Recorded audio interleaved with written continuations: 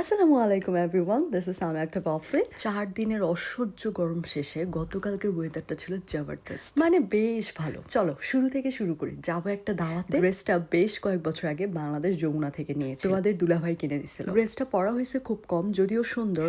এই নিয়ে third time পরা হলো। যেহেতু সামার সিজন যাচ্ছে, সো পুষানকে খুবই লাইট ওয়েট ড্রেস পরাতে চাচ্ছি। জিন্সের সাথে একটা টি শার্ট হলেই হয়ে যাবে। যেহেতু আমার ছেলেটা কোকোমেলন বেশ পছন্দ করে, সো আই চুজ ইট। আমরা রেডি হয়ে এক্ষুনি রওনা হয়ে গেছি। এদিকে আমার লাগছে ঠান্ডা, এই জন্য বয়সটা অনেকটাই হেভি লাগতেছে। শুধু কি ঠান্ডা, সামার সিজন আসলেই কত সমস্যা। এদিকে এসেই দেখি ও বিকেলের নাস্তার সেই তোড়জোড় চলতেছে। ওয়েদার যেহেতু ভালোই ছিল, সো গার্ডেনে ভাইয়েরা বেশ গল্প করছিল। বিকেলের নাস্তা শেষে আমরা সবাই এখন চায়ের আড্ডায় বসবো। চায়ের আড্ডায় আবার বেদের মেয়ে জ্যোৎস্না গান অ্যাড করছে। কি যে একটা মজা লাগতেছিল, পুরাই হিট হিট।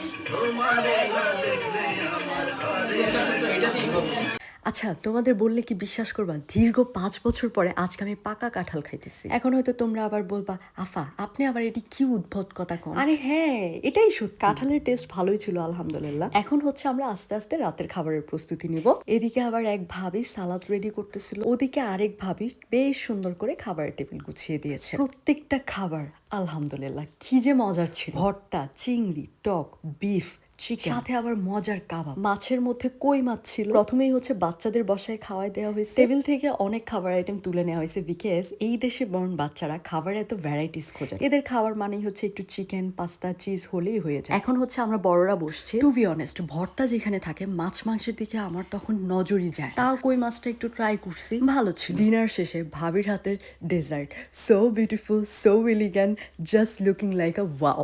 ম্যাঙ্গো ডেজার্টটা যেমন মজার ছিল, দইটাও ছিল বেশ মজার। ম্যাঙ্গো ডেজার্টটা নাকি ভাই বানায়, এই জন্য ভর পেটে যে খাইতে চাই তাকে জোরে বলা হচ্ছে, ভাই আমি বানাইছি, খাইতেই হইব কারণ আমি বানাইছি।